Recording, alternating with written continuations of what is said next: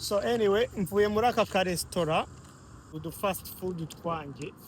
Anyway, sasa rero bro, hari abantu babajama bajya babwira ngo sheri nguri byose byanjye, umutipaka agahita ava mu bintu ati rwose umukobwa yamubwiye ati ngo niwe byose mu izina ry'Imana bro.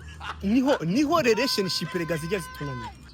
Nyine nawe bitekerezeho, tekereza umukobwa arakubwiye ngo uri byose bye. Nukuri uri byose bye nawe ukabyemera ngo mana yanjye we ngo ni umutoma ngo aragukunda. Mbese ibaze ariko kuba byose by'umuntu musa, ubaye ikariso ye, ubaye wigiye, ubaye inzara ze, ubaye umutima we, ubaye inzu ye, ubaye bro, ubaye matera ye, ubaye inkweto ze, ubaye na kotex ye. Ibyo byose waba byose by'umukobwa ukabishobora. Ndababashije my brothers, washobora kuba byose by'umukobwa.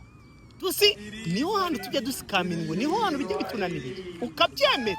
Je wa mukobwa we ntukazambwire ngo byose byawe hoya ni byanjye byananiye kuko hari n'ibyinshi byanjye ntashoboye gukora Imana sinda kukubeshya. None wibaze none umukobwa akongera akakubwira ngo you are my happiness, ngo uri byishimo bye. Ibaze bro, umukobwa yananiwe kwishima, nawe ngura umunezero, nawe rega ukemera ngo my happy ngura umunezero wewe uri umujama nawe ukabyemera. Ni zino okay bari bangonze ndi mutusha. Anyways urumva, so nawe ukabyemera bro. Ariko kareka ntago ndi umunezero w'umuntu n'umwe arige nanjye bijya binanira nkarakara bro, nkarakara. No hibaze rero ngo umunezero w'umuntu bro.